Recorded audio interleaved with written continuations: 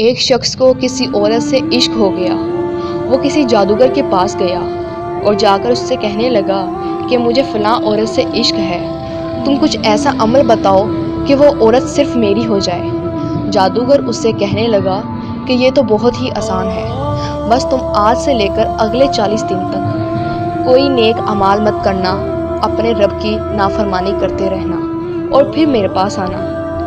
اس شخص نے وعدہ کر لیا اور کہنے لگا کہ ٹھیک ہے، میں ایسا ہی کروں گا۔ 40 دن کے بعد یہی شخص اسی جادوگر کے پاس گیا اور جا کر کہنے لگا کہ جیسا تم نے کہا تھا میں نے ویسا ہی کیا ہے۔ 40 دن میں نے نہ کوئی نماز پڑھی ہے اور نہ کوئی نیک عمل کیا ہے۔ اب تم جلدی سے عمل کرو اور اس عورت کو میرے مقدروں میں لے آؤ۔ جادوگر نے اس سے کہا کہ میں سارا کام آج سے ہی شروع کر دوں گا، تم گھر چلے جاؤ اور کل پھر میرے پاس آنا۔ وہ شخص اپنے گھر چلا گیا۔ ادھر جادوگر جب عمل کر رہا تھا تو اس کا کوئی بھی جادو اس کے عمل میں نہیں آ رہا تھا۔ وہ بہت حیران ہوا۔ جیسے ہی کل وہ شخص واپس آیا اور اس نے آ کر اس سے پوچھا کہ بتاؤ تم نے ابھی تک کیا عمل کیا ہے؟ جادوگر اس سے کہنے لگا کہ میں نے جو عمل کیا ہے وہ جادو میں نہیں آ رہا۔ تم بتاؤ تم نے ان 40 دن میں کوئی ایسا کام کیا ہے کہ جس کی وجہ سے ابھی تک تمہارا ایمان باقی ہے؟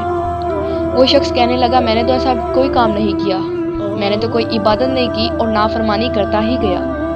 جادوگر کہنے لگا نہیں، کچھ تو تم نے ایسا کام کیا ہے جس کی وجہ سے ابھی تک جادو تمہارا چل ہی نہیں رہا۔ وہ شخص اپنے گھر واپس چلا گیا۔ دن رات لگا کر گھنٹوں گھنٹوں صرف وہ یہی بات سوچ رہا تھا کہ اس نے ان 40 دن میں کیا ایسا کام کر دیا۔ بہت سوچنے کے بعد اس کو ایک بات یاد آئی اور وہ جادوگر کے پاس گیا اور اس سے جا کر کہنے لگا کہ میں نے 40 دن میں تو کوئی کام نہیں کیا، البتہ جس دن میں تمہارے پاس آ رہا تھا اس دن رستے پر ایک میں نے پتھر گرا ہوا دیکھا۔ میں نے سوچا اس پتھر کو ذرا رستے سے دور کر دیتا ہوں کہ کسی کو چوٹ نہ لگ جائے۔ اس جادوگر نے اپنے سر پر ہاتھ مارنا شروع کیا اور کہنے لگا ارے کمبخت، تو اپنے اس رب کی نافرمانی کر رہا ہے جس نے تمہاری ایک چھوٹی سی نیکی دیکھ کر ابھی تک تمہارا ایمان زائل نہیں کیا۔ اور جادوگر کہنے لگا کہ میں تو کافر ہوں، لیکن تمہارے رب پر میں کبھی ایمان نہیں لایا، اور تمہارے اب اس واقعے کے بعد میں مسلمان ہوتا ہوں اور پورا ایمان لاتا ہوں۔ اللہ تعالیٰ جب اپنے بندے کو معاف کرنے پہ آتا ہے تو اس کے بڑی سے بڑی غلطی کو بھی معاف کر دیتا ہے اور چھوٹی سے چھوٹی نیکی کو بھی قبول کر لیتا ہے۔